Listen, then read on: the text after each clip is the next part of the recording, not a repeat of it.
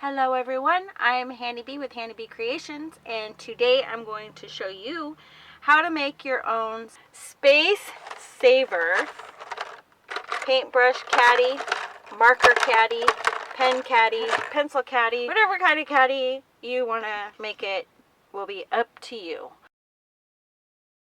In this case, I have 4 plastic containers that are sealed together to hold my paintbrushes. As you can see, some watercolor pencils and my favorite brands of Sakura. You decide what you're going to use it for.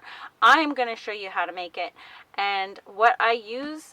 These are actually bottles. Alright, here are the bottles. These are aloe vera bottles. They have some natural aloe vera and the bottles are green. Or if you buy the flavored ones, the bottles are clear. If you use a green one, I mean, it's not going to hurt anything for your paintbrushes or whatever. Your color, all your colored stuff shows on top anyway, so it really doesn't matter if the bottle's colored.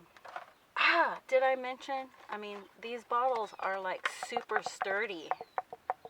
They're not like some water bottles that are just so flimsy. I mean, these are like solid. Okay, that's why they work so well. I just decided to use the bottles because I needed a caddy. This one is just 3 bottles that I glued together and they work perfectly.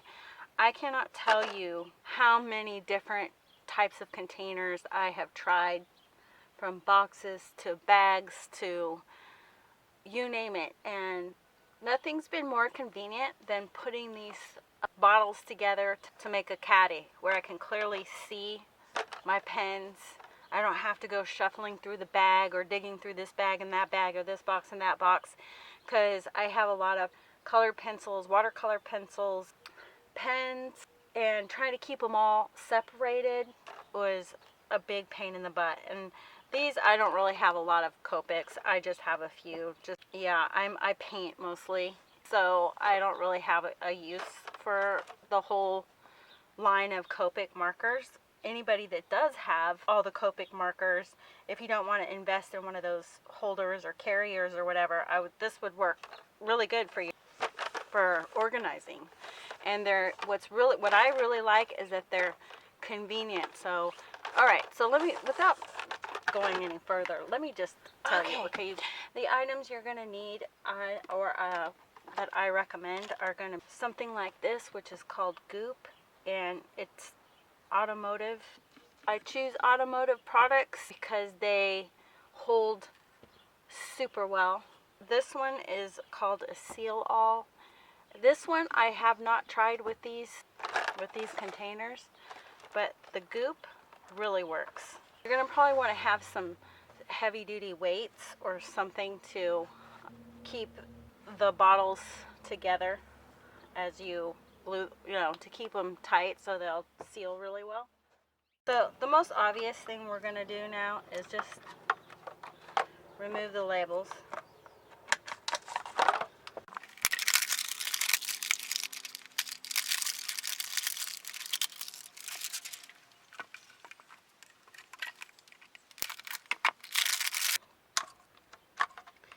You can glue 3 together, 5 together.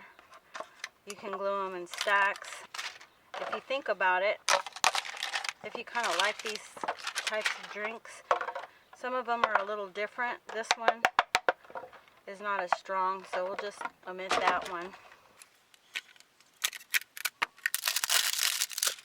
Alright, I am just going to use a kitchen knife. This is an old kitchen knife. It has little ribs on it. I just think it's quickest and it works the best for this because these are really hard, and I wouldn't recommend getting in there with like an X-Acto knife because I don't know, this just is easier. But if you are under 18, do not do this without your parent supervision, please, because I don't need anybody getting injured based off of the video that I produced or put out for you guys. So please, you're at your own risk, but please have your dad or somebody do this part for you, okay? If you're under 18. So what I do is I line them up and I decide that I really just want this top part off. So I just cut right there. I just do that on every bottle.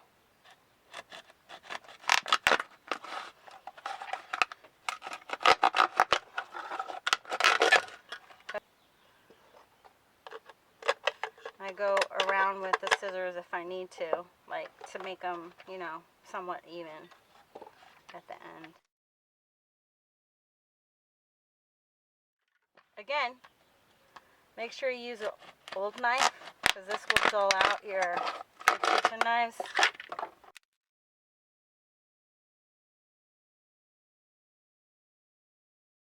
Now, they're all pretty even. This one has like a little bit of a sharp.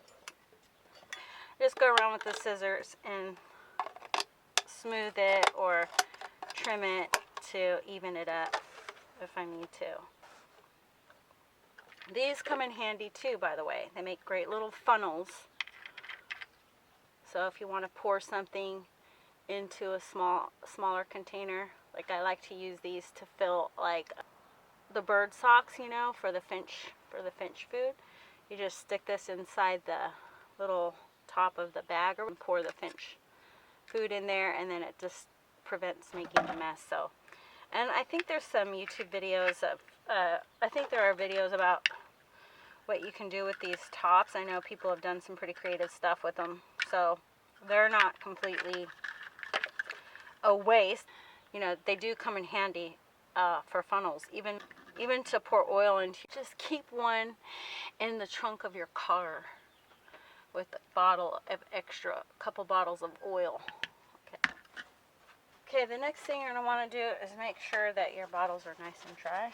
You may have rinsed them off and they may be wet like they are right now. Just in case, you want to make sure your bottles are dry and clean.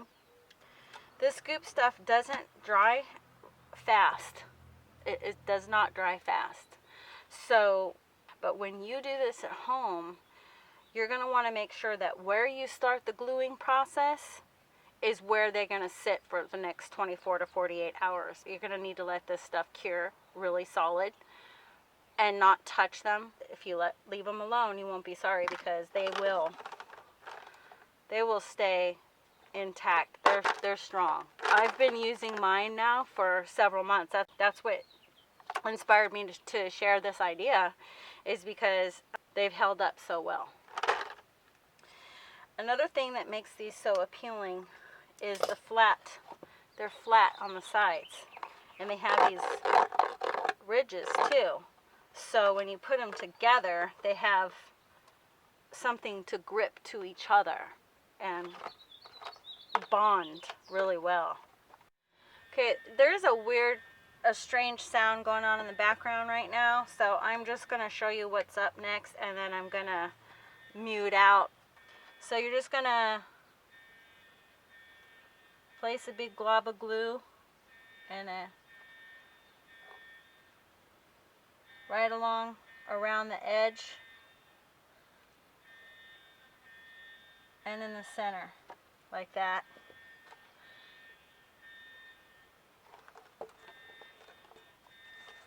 Press them together. Wear a mask because the glue has a very strong odor, or make sure that you are in a well ventilated area.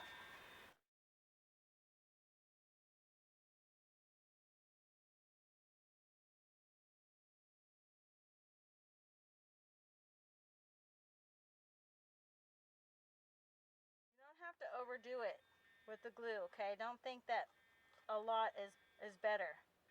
You know, it's called goop for a reason, because it goes on goopy as it is. So you don't need to overdo it. Just place it on there, let it come out as it will.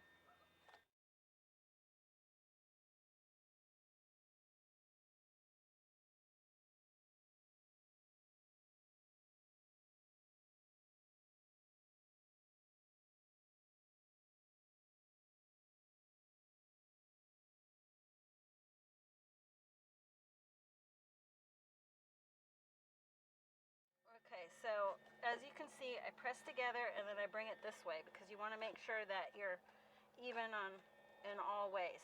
Now look at, I mean, you know, that's stuck together, but don't take that as, okay, it's good to go. It's not. You need to let it cure. So once you have those put together, you're then going to want to take your weights, place one on each side. These are 10-pound weights.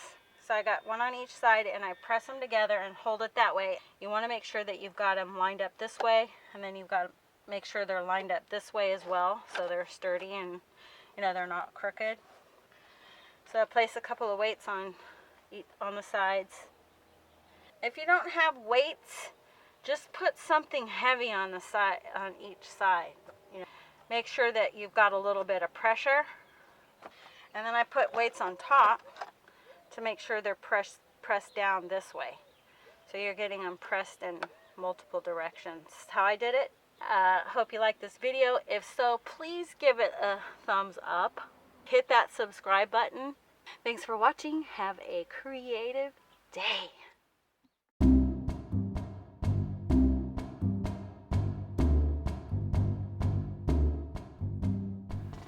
Hello everyone, I'm Handy Bee with Handy Bee Creations, and today I'm going to show you how to make your own safe spacer, space saver